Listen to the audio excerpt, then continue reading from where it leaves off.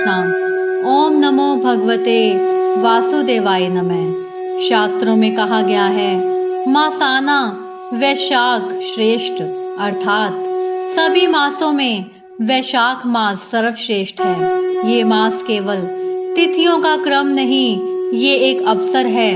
अवसर है अपने पापों को धो डालने का, अवसर है पुण्य की गठरी भरने का, और अवसर है स्वयं भगवान के समीप पहुंचने का।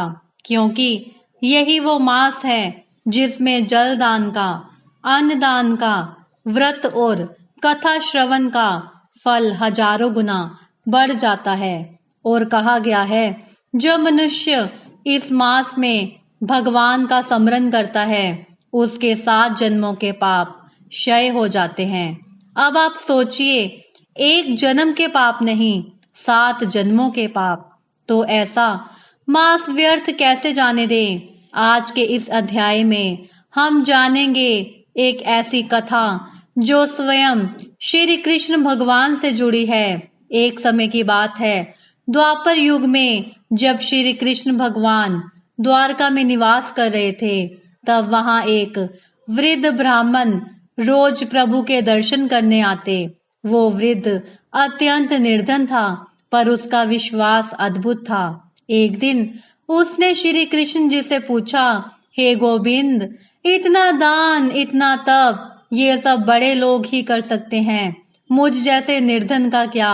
क्या मेरे लिए भी मोक्ष संभव है? श्री कृष्ण जी मुस्कुराए और बोले, हे ब्राह्मण, इस वैशाख मास में जल से भरा कलश, शीतल छाया और जलपान कराना, ये छोटे कार्य भी बड़े पुण्य दे जाते हैं। जो इस मास में प्यासे को पानी पिलाता है, अन्न दान करता है या एक तुलसी पत्र अर्पित कर देता है, उसका भी उद्धार हो जाता है। ये सुनकर वह ब्राह्मण अगले दिन नदी किनारे एक मटका जल लेकर बैठ गया। जो भी आता उसे पानी पिलाता और जय श्री हरि बोलता। महीना बीतते ही एक रात उसने स्वप्न में देखा, भगवान श्री कृष्ण स्वयं उसे वरदान दे रहे हैं, हे वत्स, तेरे इस छोटे से जलदान ने तेरे पिछले कई जन्मों के पापों का नाश कर दिया है। अब तू मेरे धाम का अधिकारी है। सुबह उठकर वह ब्राह्मण परलोक सिधार गया। सुनिए भक्तों, यही वैशाख मास का प्रभाव है। छोटे छोटे पुण्य भी इस मास में वट वृक्ष बन जाते हैं, और वो पुण्य जन्म जन्मांतर तक रक्षा करते हैं। इसलिए भाग्यशाली वही है जो इस मास में जलदान, व्रत कथा और भगवान के नाम का जप करते हैं। आज के अध्याय में हम जानेंगे वैशाख मास के 5वें अध्याय में वर्णित उन नियमों और कृत्यों के बारे में जो हर साधक को करने चाहिए। तो चलिए आरंभ करते हैं, प्रभु का नाम लेते हुए। जय श्री हरि। 5वां अध्याय। नारद जी ने कहा, हे नृप श्रेष्ठ, अब तुम उस रहस्य को सुनो जिसके कारण वैशाख मास सभी मासों में उत्तम है। इस मास में किया हुआ धर्म समस्त धार्मिक कार्यों में श्रेष्ठ होता है। इसमें किया गया दान समस्त दानों में श्रेष्ठ माना जाता है।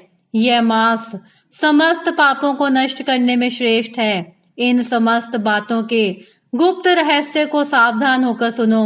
हे राजन, जब सभी युगों की समाप्ति पर समस्त लोकों के स्वामी भगवान विष्णु समस्त सृष्टि को अपने उदर में रखकर शेष शैया पर होते हैं और योग निद्रा के वशीभूत होकर अनेकता रूपी एकता को प्राप्त होते हैं, तब एक निमेष बीतने के बाद वेदों की प्रार्थना पर भगवान अपनी निद्रा को त्यागते हैं।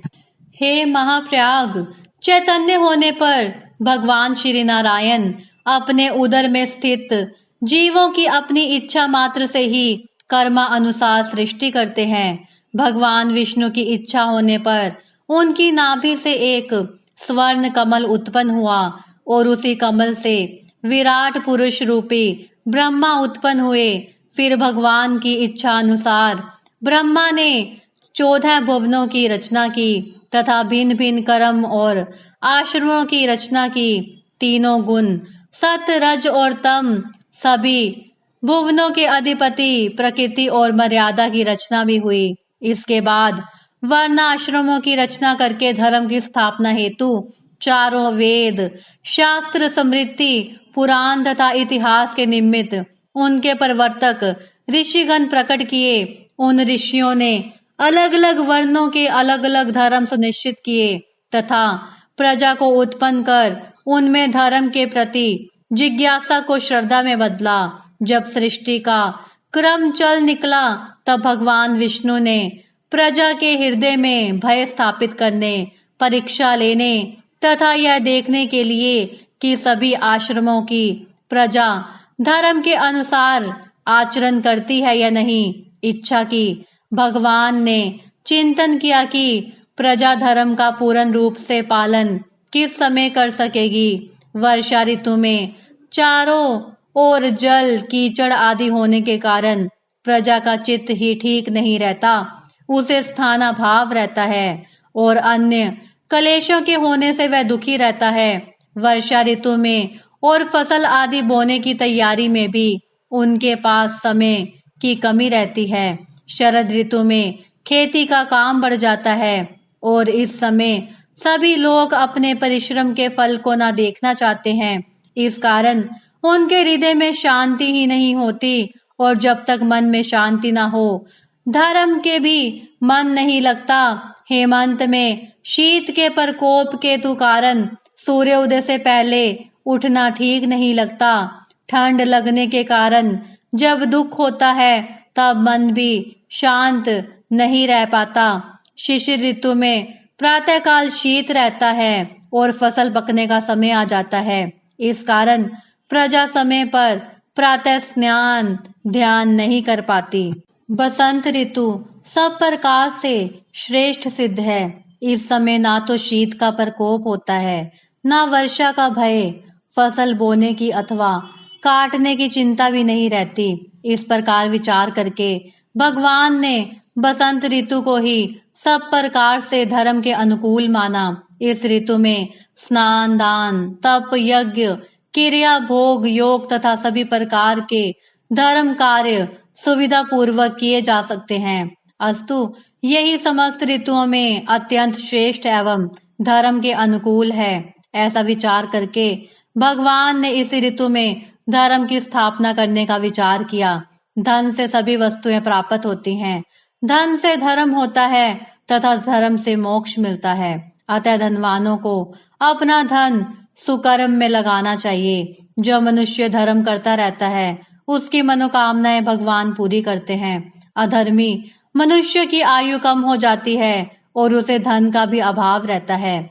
वैशाख मास में साधु सेवा तथा भगवान का नियम पूर्वक पूजन करना सब सुखों को देने वाला है। विष्णु भगवान इस मास में सब लोगों का भ्रमण करते हुए प्राणियों की परीक्षा लेते हैं और जो जैसा करता है उसे वैसा ही फल भी देते हैं। वैशाख मास में किए सुकर्मों से प्रभु वर्ष भर के पापों को क्षमा कर देते हैं। तो साथियों, आज हमने जाना कि वैशाख मास केवल कथा सुनने का समय नहीं, ये जीवन सुधारने का अवसर है। जो भी इस मास में व्रत दान और सेवा करता है उसका जीवन केवल इस लोक में नहीं परलोक में भी सुखमय होता है। इसलिए प्रभु भक्ति का ये अवसर न गवाएं। अगले अध्याय में फिर मिलेंगे एक नई कथा, एक नए ज्ञान और एक नई प्रेरणा के साथ।